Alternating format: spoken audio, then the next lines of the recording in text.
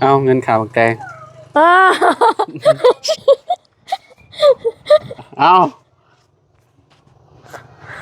คืออะไรล่ะเอาเงินข่าวแกงเนี่ยอืม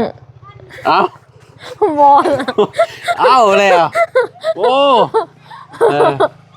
เอาอืมเอาโมเมนต์ดิแมนเอายากบาดเลยโอ้ยเอา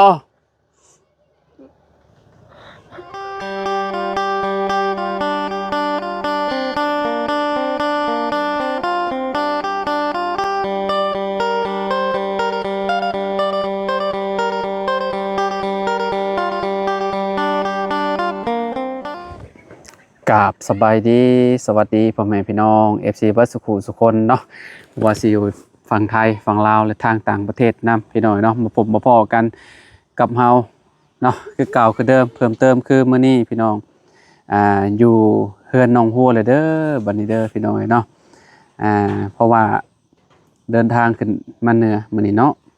เฮาได้ไปหาทางน้องน้อยเพิ่นแล้วก็มอบเงินให้ทางน้องน้อยเพิ่นนำมื้อนี้เนาะเฮาก็ได้เว้าในคลิปว่ามีผู้โชคดีเนาะได้เงิน$500อะไรพี่น้องเอ้ยเนาะเปิดภาพมาก็คือสิฮู้อยู่ตรงเนาะว่าเป็นไผพี่น้องเอ้ยเนาะก็คือผู้โชคดีก็คือน้องฮัวพี่น้องเอ้ยเนาะน้องฮัวกับน้องจันนี่แหละเนาะพอดีว่ามีป้าแหละเนาะป้าลวงโคตรเลยเนาะพี่น้องที่ว่าเพิ่นน้องให้ทุนเนาะทุนน้องฮัวกับน้องจันเฮ็ดห้านพี่น้องเอ้ยเนาะเฮ็ดห้านค้าเพิ่นนี่แหละเนาะพี่น้องจำนวนเงิน$500เนาะเฮาเอามาเป็นเงินกีบพี่น้องก็ได้อยู่ประมาณ10ล้านเนาะกับ400,000กีบพี่น้องเอ้ยเนาะก็บ่ฮู้ว่าทางน้องเพิ่นสิเฮ็ดใหญ่ซำใดเนาะพี่น้องงบสิพอบ่เนาะเพราะว่าทางป้าเพิ่นเนาะกับหมู่คู่เพิ่นนั่นแหละพี่น้องเอ้ยเนาะเพิ่นอยากซอยเนาะอยากซอยน้องฮัวเนาะกับน้องจันเนาะสารฝันให้เพิ่นซะพี่น้องเอ้ยเนาะสารฝันให้เพิ่นเฮ็ดห้านค้าเนาะเงินจำนวน10ล้านนี่ก็บ่ฮู้ว่าสิได้หลายซำใดเนาะนางป้าเพิ่นก็บอกว่าคันว่าน้องเพิ่นจำเป็นเนาะสิใช้ก่อนก็เอาไปใช้ได้เลยเงินเนาะทางห้านก็เอาไว้ตำหลังก็ได้เนาะคันว่าน้องเพิ่นยังบ่จำเป็นใช้แนวอื่นก็ให้น้องเพิ่นเก็บเมียนหั่นนะเนาะเดี๋ยวเฮาสิถามสร้างเบิ่งเนาะว่าสร้างเพิ่นสิประเมินราคาเท่าใดเนาะพี่น้องเฉพาะค่าสร้างเนาะเฮาสิถามเบิ่งว่าเพิ่นสิเอาเท่าใดหั่นนะเนาะแต่ว่าร้านกุ้งร้านค้านี่ก็บ่ฮู้ว่าสิเบิดเท่าใดหั่นนะเพราะว่าเฮายังบ่ฮู้ว่าสิเอาใหญ่ซำใดเนาะจังได๋ก็ต้องขอขอบคุณเนาะป้าหลวงป้าหลวงเนาะโคตรหลายๆเด้อเนาะที่ให้เฮาเป็นสะพานบุญให้เนาะก็ขอให้ป้าหลวงโคตรเนาะกับทีมงานของป้าเนาะแล้วก็ครอบครัวอยู่ดีมีแรงความเจ็บบ่ให้ได้ความไข้บ่ให้มีปรารถนาสิ่งใดก็ขอให้ได้สิ่งนั้นเด้อนอนหลับให้ได้เงินหมื่นนอนตื่นให้ได้เงินแสนบ่ว่าซุมเจ้าสิเฮ็ดหยังค้าขายหยังก็ขอให้เจริญในหน้าที่การงานตลอดปีและตลอดไปเนาะขอบคุณหลายๆเนาะมาก็ถึงจังหวะน้องเพิ่นโคตรบักแตงพอดีเลยพี่น้องไอ้เนาะน้องหัวก็ยังบ่ฮู้ดอกว่าเงิน10ล้านกับ400,000กีบสิเป็นของเพิ่นเนาะโอเคเดี๋ยวไปหาทางน้องเพิ่นกันเลยอยู่ทางหลังพุ่นแหละมองมักแตงใหม่เพิ่นพุ่นเนาะพี่น้องโดยไปเบิ่งไปชมกันความรู้สึกของน้องเพิ่นสิตื่นเต้นจังได๋เนาะได้จับเงิน10ล้านกับ400,000กีบพี่น้องเนาะทางน้องๆเพิ่นก็บ่ฮู้ว่าสิไปไสเนาะไปหาลิ้นบ่ไปทางใดนะครับไปไสอาบน้ำไปอาบน้ำโอเคเดี๋ยวไปหาทางน้องหัวเพิ่นก่อนพี่น้องโดยพี่น้องเนาะเปิดสิฮอดก็หลายชั่วโมงเติบเนาะสภาพรถมีแต่ขี้ฝุ่นพี่น้องเนาะโว้แตงเป็นหมากแล้วบ่ทางนี้เนาะบ่ฮดพี่ลึกพี่ล่ำแท้นี่น้ำแห้งเด้นี่โอ้พี่น้องเอ้ยงามขนาดเลยเนาะแล้วบ่นี่พี่น้องเอ้ยเขียวงามมะลิหรอเนาะมึกแตงเพิ่นยอมหับเลยงามแต่มากยังบ่เห็นพี่น้องเอ้ยเนาะมากยังบ่หลายปานใดอยู่นี่เนาะ ดตอนเช้าตอนแรงจะพอแล้วมันจะงามงามคักดีเหรอเนาะ สวัสดี โอ้ยสบายดีเด้อเนาะบ่ได้พ่อกับน้องหัวนี่5 มื้อพี่น้อง5 มื้อเนาะแม่นแล้ววะ บ่ มื้อที่หกมื้อที่หกก็มาพอดีเลยพี่น้องไอ้เนาะมากมันยังบ่ได้เป็นบ่เนาะ ยัง อ๋อยังบ่เป็นเนาะ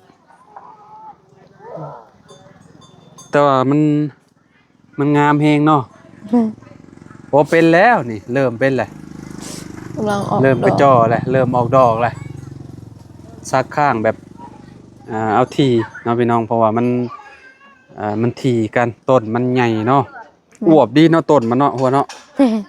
งามแฮงเลยพี่น้องโอ้บ่ได้ใส่ปุ๋ยเพิ่มบ่เนาะ บ่ ตั้งแต่ตอนปลูกแล้วก็แล้วเลยบ่ แม่น อ๋อคักดีงามเนาะยังได้อยู่ดีมีแฮงอยู่บ่ โดย ฮะ โดยอยู่ที่มีแฮะ เมื่อนั้นน่ะไปเปิดบัญชีเนาะ โดย แล้วบ่ แล้ว อ๋อแอปใส่ได้เลยบ่ โดย ห้อยมันก็คักแล้วซะเนาะพาแต่อันไปเอาบัตรอัน บัตร ATM แม่น มื้อใดก็เจ้านัดไปเอา วันที่เก้านี่ วันที่9บ่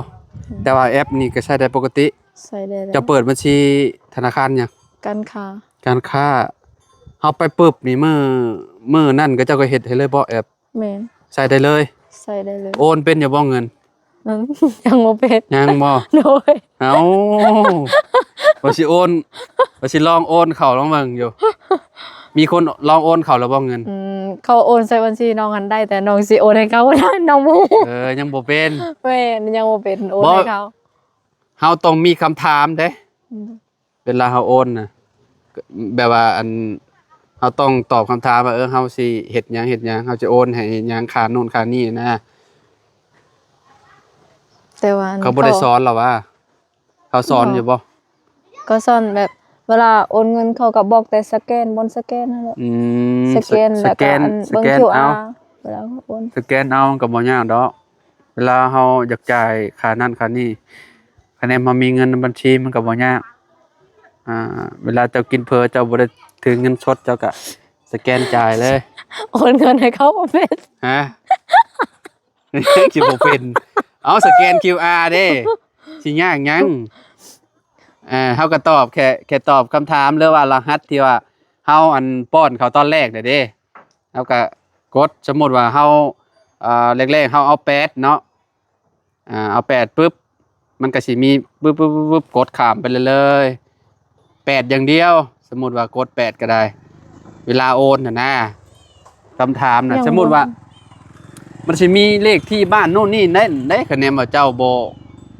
ตั้งเอาเองน่ะ ยังบ่ บ่ลองโอนบ้างเนาะลองโอนบ้างเด้อมีเงินจักบาทอะไรจังซั่นจะกีบเลย ในบัญชีดิ 3,800,000 300,000มื้อเปิดเขาเจ้าเอาเท่าใด เซ็น ค่า ห บั นึ่ ญ ง ชี เซ็นน้องให้อันเขาเจ้าเซ็นหนึงแหละเขาเจ้าหักค่าหยังเนาะ ค่าปึ้มบ่ น่าจะแม่น ค่าเปิดบัญชีแหละ ค่าเปิดบัญชีก็ยังเหลือ55เงินในบัญชี เขาหักเอาอัน45,000 380,000นี่มาแต่ใช้เงิน 200,000ปลาย 200,000เงินหมู่ยืมมื้อนั้นแหละอันให้หมู่โอนมาให้ใส่บัญชี ลองเบิ่งติพิสูจน์บัญชีใหม่ติโอ้ วันนั้นสิโอนส่งคืนให้เขา บัญชีโอนเงินให้เขาคืนบ่ได้แล้วติบ่จักแล้วเนาะ โว้ หมึกแตงตัวนั้นเบิดแล้วบ่หัวหมึกแตงอยู่หั่นเบิดแล้วบ่ ยัง ตัวนั้นได้น้องจันโทรมาอยู่บ่ โดยโทรมายมเมื่อวานนี่ก็โทร เป็นอะไรเพิ่นไปเที่ยวไทยแล้ว หมู่คือกันนั้นเลิกเวียกอันดึกตลอด อันแต่ทำบิดอันก็เจ้าว่าวันน่ะว่าเงินเดือน3 ล้านแต่สุดท้ายอัน จักล้า วัน เรามันยังบ่ทันหากนมาให้2.5 ล้าน 2 ล้านห้าโอ้แรกๆว่า3 ล้านบ่ แต่อันพัดอันผู้หนึงอันอยู่หันแล้วอันเฮ็ดเวียกอันมา8 โมงเลิกเวียกอันเลิกเวียกอัน5 โมงแล้วอันเขาเจ้าอยู่เขาเจ้าเช่าห้องเองอันเงินเดือน4 ล้าน บ่ แต่อันจันหันเฮ็ดเวียกแต่เช้าอะอยู่นำเขาเจ้าเลยอันเลิกเวียกอันจน 10 โมง 11 โมงเงินเดือน2 ล้านห้า มีหยังคือถึกแท้ซะ เนาะ เนาะ เฮาเฮ็ดเวียกหลายชั่วโมงอยู่เนาะ ผัดอันเขาเจ้าก็อันเที่ยวเอาหั่นน่ะผัดเงินเดือน4 ล้านเฮ็ดเวียกกะ บ่ มา ตอนเฮาอยู่กับที่เป็นเฮงถึกเด้ แม่น กินอยู่นำกับเจ้าเนาะ เอาตัวนี้บ่ พดน้ำมันยังบ่นี่ ยังบ่ทันได้โหด ชุมบาบุญเข้ามาอยู่บ่ บ่บุญเข้ามาบ่บุญเลยเขามาปิดเอามาแต่งเมื่อกี้นี่ อืม น้องไปสอนหั่นนะ กระบุญบ้านป่านะ แม่น นี่โอ้หมางามๆเลยพี่น้องเอ้ยนี่โอ้โหงามคักบ่ได้ใส่ปุ๋ยอะว่านี่ บ่ ปลอดสารพิษ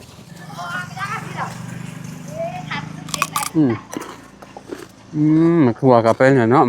พองยากๆกินเด้อพี่น้องเด้อมะขั่วกับหมากของย่างโอ้ยสุดยอดเลย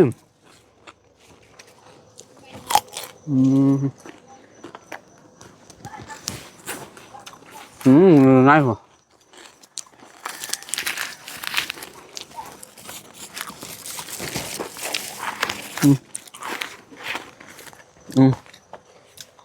แต่เป็ดอีก มันยังแต่อันน้อยๆหั่นนะ ให้ยังน้อย มุกแดงยังแต่หมักน้อย ๆเฮ้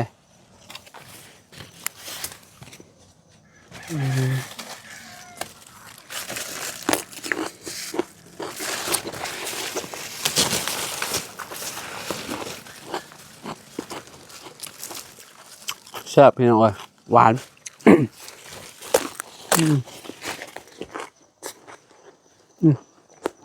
พ่อบ่พ่อบ่ พอไปย่างวะแซ่บไปด้วยเนาะ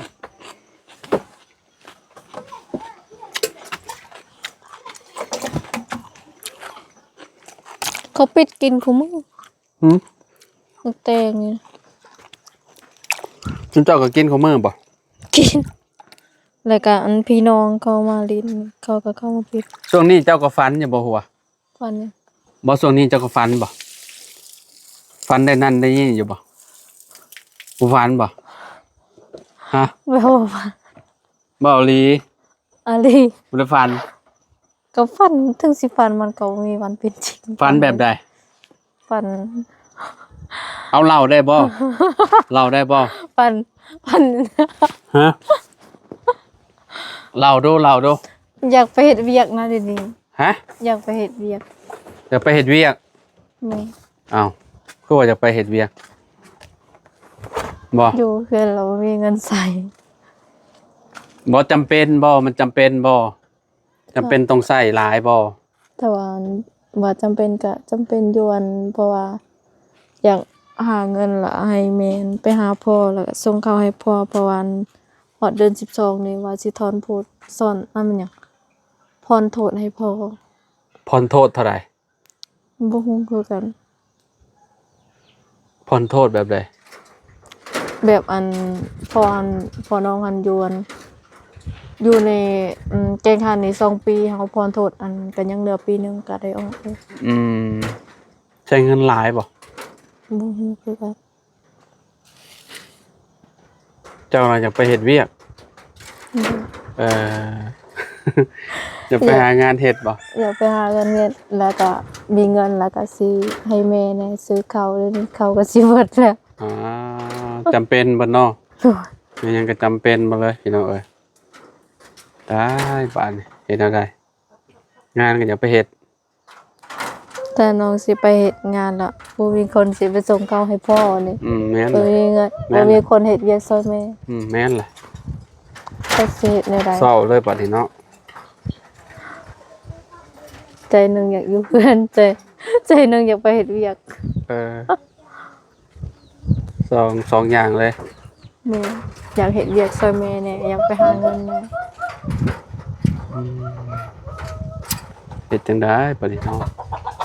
ห้านก็อยากได้ติ จมูกเฮ็ดคือสิเบิดหลายอยู่เขาว่าเนาะ แม่ พี่เฮ็ดใหญ่ซั่นใด อัน เล็กๆก็ได้ น้อยๆก็ได้ แม่ ระดับจากล้านสมมุติว่าเฮ็ด โอ้โห ค่าสูงค่าสร้างอีกเด้สมมุติว่าเพิ่นเฮ็ดให้ โอ้โหคือกัน ให้เลือก2อย่างให้เลือกอย่างใดอย่างหนึ่งนั่นแหละแบบว่าสมมุติว่าเฮ็ดห้านก็ต้องเก็บเงินเมียนเนาะ อืม เพราะว่าคันว่าบ่เฮ็ดห้านก็เอาเงินไปใช้ มันก็หมด ใช้ แล้วล่ะ อีหยังไปผ่อนโทษผ่อนหยังให้พออีกนะตัวใดมันจำเป็นกันแท้ระหว่างห้านกับพอตัวใดจำเป็น อืม ฮะ ยังคิดว่าได้ เอาเพราะว่าก็ต้องเอาเงินไปใช้หั้นนะพี่น้องเอ้ยเนาะคันว่าเห็นห้านก็ยันบ่พอ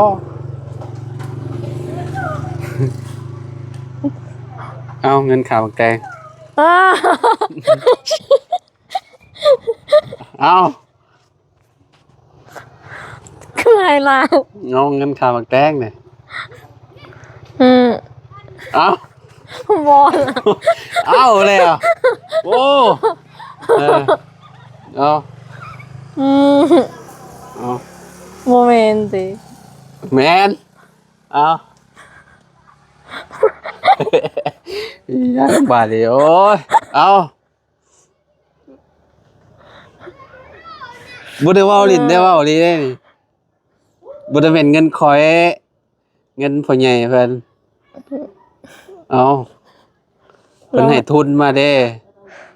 ให้ทุนเฮ็ดห้านเด้10 ล้านกับ400,000 หนูคิด เอานับเบิ่งดูอืม โอ้ตีสั้น อ๋อเออเอา ๆอืมสอง เอานับเบิ่ง ป้าไม่เคยจำไม่เคยจำงานลายแบบนี้อืมสองสามสี่ห้าหกเจ็ดแปดเก้า10 10 ล้านกับ400,000เงิน$500 400,000พอเรทมันบ่ได้ฮอด2 ล้านกับ100,000ได้แต่ได้แต่2 ล้านกับ80พี่น้องเอ้ยเนาะแต่เก่านั้นมันสิได้อยู่2 ล้านกับ100,000น่ะสิได้อยู่ประมาณ10 ล้านกับ500,000คะแนนว่า100ได้2 ล้านกับ100,000นะ ป้า หืม ใช่ เป็นหยังใจสั่นเลยติ เคยจำเงินหลายปานนี้บ่ บ่เคยเล บ่ ย เคยเนาะ ตั้งแต่ขึ้นมาบ่เคยจำมันเลย อืมค่อยก็ ค่อยคือกันแหละ เคยจับแต่เงินคนอื่นเคยจับอยู่ประมาณ20-30 ล้านนะพี่น้องแต่ว่าเงินตัวเองก็คือสูงสุดก็ได้จับอยู่ดอกหลัก5-6 ล้าน7-8 ล้านบ่เคยได้จับฮอด10 ล้านดอกพี่น้องเอ้ยเนาะงัวก็ว่าครั้งแรกในชีวิตเจ้าบ่จักจับเงินหลายปานนี้เนาะ แม่นครั้งแรกในชีวิตเลย อืม ใจเนาะใจจนสั่น เจ้าคิดว่าข่อยหยอกเจ้าว่าคิดนี่ แม่น เออ อันนี้นะเพราะว่า ป้าเพิ่นน่ะกับทีมงานมันบ่เพิ่นว่าอยากให้ทุนน้องหัวกับน้องจันว่าซั่นให้เราเฮ็ดห้านว่าซั่นเนาะก็บ่ฮู้ว่าสิเบิดเท่าใดหั่นนะค่าสูงค่าสร้างก็จักสิเท่าใดแล้วบ่ได้ลองถามมันนาบ่าวบ่หรือว่าแนวใด โดย นาบ่าวอันที่ว่าไปเฮ็ดเทือนสะบุดน่ะเนาะ แม่ คะแนนเฮ็ดก็เฮ็ด ระ อบ าว ยู่ น้องอยู่เฮือนน้องนี่เราบ่ได้ไปเฮ็ด คะแนนว่าเฮ็ดก็ต้องเฮ็ดอยู่หม่องนี้อยู่แล้วเนาะพ่อเนาะ โดย พี่น้องเอ้ยก็บ่ใหญ่ปานใดก็เฮ็ดพอดีได้ขายอันนั้นอันนี้นั่นแหละเนาะคันว่ามันจำเป็นเพิ่นก็บอกมาอยู่เพิ่นว่าเอาไปใช้ก่อนก็ได้เพิ่นว่าเงินน่ะก็จำเป็นเวียกจำเป็นน่ะดีรอหั่นนะเรื่องห้านอีหยังก็สงัดไปก่อนก็ได้เนาะเฮาก็เก็บอ ออมรอมริบเมียนและเนาะเพิ่นเอาให้มาก็ได้ ดู ใส่มันจำเป็นก็เฮ็ดแนวใดเนาะห้านเฮาก็อยากได้อยู่แต่ว่าพอก็จำเป็นคือกันเนาะอืม ปฏิ หืม ทีนว่าจนสั่นจนสิเว้าบ่ออก บ่ ครั้งแรกในชีวิตบ่เคยได้เงิน10ล้าน เออค่อยบอกค่อยถามอยู่เด้ฝันยังอยู่บ่ครับว่าแต่ว่าเจ้าบ่ได้ฝันอยู่แต่ว่าก็อยากไปเฮ็ดฝันอยากไปเฮ็ดเวียกบ่ได้แม่นฝันบ่ได้จำเงินจับคำได้พี่น้องฝันว่าไปเฮ็ดเวียกเนาะอืม เนาะน้องจันเบิ่งคลิปข่อยอยู่บ่น้องจันนี่ เราเบิ่งตลอด นี่เด้อน้องจันเด้อเงินทุนนี่เด้อ10ล้านเลยเด้อนี่เด้อ10ล้านกับ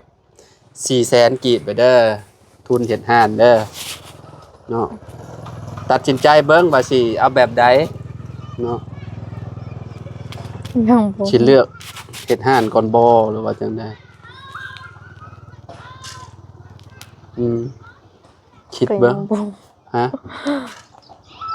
คิดยังบ่ออกเลยตอนนี้ ยังอึ้งอยู่สมมุติว่าเฮ็ดเฮาสิตั้งจากต้นน้องหัวมันต้อง6ต้นพู้นแหล้วเนาะเพราะว่าแบบสิเฮ็ดจังไดดีล่ะจากพี่บ่จากสมมุติว่าเฮ็ดออกมาฮอดพี่ก็ได้เนาะได้อยู่แล้วว่าเนาะได้อยู่ได้เนาะเพราะว่าเนาะพอดีฝากนี่จะเป็นฝากทาง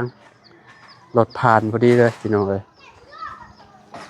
ใช้อันนั้นรับประเมินได้บ่ซะ น้องบ่าวน้องไปเด้อ ไปใส่ ไปเฮ็ดเฮือนอยู่บนอื่น เออบ่ได้ลองบัดเรามาลองถามแล้วเบิ่งเนาะบ่ได้เนาะบ่ได้จังได้บ่ได้ก็ได้เนาะ ดู เราก็กลับมาอยู่แล้วว่า เราไปอัน ไปนอนบ่ แม่นไปนอนอยู่พุ่นเลย โดนบ่ น่าจะโดนน่าจะแล้วเฮือนแล้วก็ เป็นเดือนบ่จัก น่าจะแม่น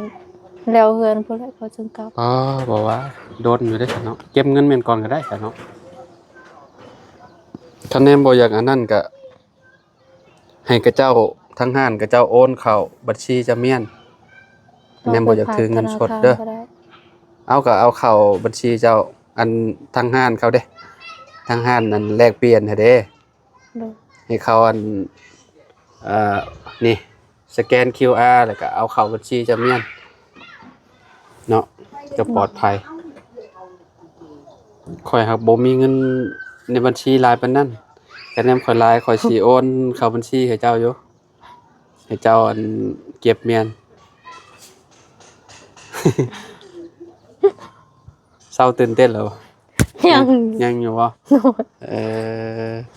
แรกๆเขาว่าข่อยสิเซอร์ไพรส์อยู่ว่าข่อยสิเอาไว้หม้องใดหม้องหนึงว่ะแต่ว่ามันคือสิฮู้แล้วพี่น้องมาผู้เดียวเนาะก็เลยว่าเอ้าบ่หยอกน้องเพิ่นซะให้กินหมักตุงหมักแตงแล้วก็เอาข้าวหมักแตงว่ะ ข้าวหมักแตงสิหลายปานนั้นเนาะเอาหมักแตงเป็น10ล้าน เอ้ยน้อง น้องจนอึ้งน้อง ฮะ น้องคิดว่าถึงนั้น เออ น้ำตาซึม พี่น้องเอ้ยเนาะอันนี้นะเป็นเงินของอันน่ะป้าพี่น้องเอ้ยเนาะของป้าหลวงโคตรเนาะชื่อเพิ่นป้าหลวงโคตรนั่นแหละเนาะพร้อมด้วยครอบครัวแล้วก็ทีมงานเพิ่นนั่นแหละเนาะที่ว่าเพิ่นซอยน้องหัวมากับน้องจันนี่แหละเนาะก็มีแต่ฝาก น้องหัวเด้อขอบคุณเพิ่นเด้อเนาะอวยพรอวยชัยเพิ่นแน่เนาะ โดย แม่ยังก็ แม่ป้าหลวงโคตร ลูกขอขอบใจแม่ปลาหลวงโคตรและก็ทีมงานแล้วพร้อมครอบครัวที่สมทบให้หาในลูกที่จดซอยลูกมาตลอด แล้วก็ขอให้แม่สุขภาพแข็งแรงขอให้อยู่ดีมีแรงปรารถนาสิ่งใดขอให้ได้สิ่งนั้นเด้อแม่เด้อขอให้อายุมันคนยืนสิ่งใดที่แม่อัน พันไว้ขอให้ประสบผลสำเร็จเด้อแม่เด้อสาธุ โดย เราขอบใจอายนำเด้อที่จดซอยน้องมาตลอดและเบิ่งแยงน้องตลอดบ่เคยทิพย์บ่เคยปะน้องขอให้อายสุขภาพแข็งแรงไปใส่มาใส่ก็ขอให้ตลอดปลอดภัยขอให้ครอบครัวอยู่ดีไม่แห้งเด้ออายเด้อสา โอเค ธุ เอาที่สำคัญกับ FC แหละเนาะ โน ที่ว่าเพิ่นติดตาม ขอบใจ FC ทุกๆคนที่ติดตามและก็ให้กำลังใจน้องมาตลอดขอให้สุขภาพแข็งแรงเด้อขอให้อยู่ดีมีแรงความเจ็บบ่ให้ได้ความไข้บ่ให้มีสาธุ เอาโอเคเนาะฮ่าพี่น้องเอ้ยน้องหัวเพิ่นดีใจแฮงพี่น้อง บ่คิด เนาะ บ่ฝัน คิดบ่ฝันเราก็ได้เนาะว่าสิได้จับเงินก้อนโอนก้อนใหญ่ในชีวิตเลยได้อนี่พี่น้ ได้ อง มา เนาะ หลายอย่างแล้ว อืม ทั้งเหือนงามแล้วก็ห้องน้ำแล้วก็ เนาะ น้ำแล้วก็รถ โอ้หลายๆอย่างเลยได้อพี่น้องเอ้ยเนาะสมหวังหลายอย่างแล้วน้องหัวรถจักรก็มีเนาะต่อไปก็เนาะถ้าเบิ่งนำการห้านคุ้งหันค่าเพิ่นพี่น้องเอ้ยเนาะคันว่าบ่ได้ก็บ่เป็นหยังเนาะเพิ่นก็สิเอาเงินไปใช้ในยามจำเป็นนั่นแหละใช้แบบจำเป็นที่สุดป้าเพิ่นก็บ่ได้ว่าสิให้เฮ็ดห้านค้าแบบอันนั้นดอกพี่น้องเอ้ยเนาะก็แล้วแต่น้องเพิ่นคันว่ามันจำเป็นอีหลีเราก็เงินเอาไปใช้ก่อนก็ได้เนาะเฮาก็หาเก็บออมรอมริบไปเรื่อยๆเนาะก็ถือว่าดีแล้วเนาะเพิ่นก็บ่ได้ว่าสิอันนั้นตัวคักแล้วแม่นุ่ม เรา คือสิ แกงมันมักมีอยู่ อ๋อ ได้กิน อยู่ ข้าว เทิงบ่ ก่อน วะ เนาะ อืม น้องหาก็มาแต่ซ้อน ได้อยู่บ่ป่ะ ได้อยู่ ลงอันน้ำเส้นนะ โดย โอ้บ่หนาวบ่ว้าวบ่ หนาวอยู่แถวมีแนวสิกิน หนาวเด้เนาะซะโอเคซะเนาะจังได๋ก็ขอขอบใจเด้อขอบคุณเนาะทั้งป้าหลวงโคตรหลายๆเด้อที่ให้ลูกหลานเป็นสะพานบุญให้เนาะก็ขอให้อยู่ดีมีแฮงความเจ็บบ่ให้ได้ความไข้บ่ให้มีปรารถนาสิ่งใดก็ขอให้ได้สิ่งนั้นเด้อพร้อมครอบครัวเนาะพร้อมทีมงานของเจ้าหั่นแหละเด้อป้าเด้อเนาะร่ำรวยกว่าเก่าซอยน้องเพิ่นมาซำใดก็ขอให้กลับคืนไปหาสมเจ้าเป็นหมื่นเป็นแสนเป็นล้านดอลลาร์พุ่นเด้อเนาะเอาสำหรับคลิปนี้เฮากับน้องหัวขอตัวลำลาเลยเด้อพ่อแม่พี่น้องขอบคุณ FC หลายๆที่รับชมคลิปและก็ฮักแพงในทีมงานสมเฮามาตลอดเนาะเอาไปพบไปพอกันใหม่เนาะสำหรับคลิปนี้ไปแล้วสบายดีเด้อพี่น้องเด้อโดย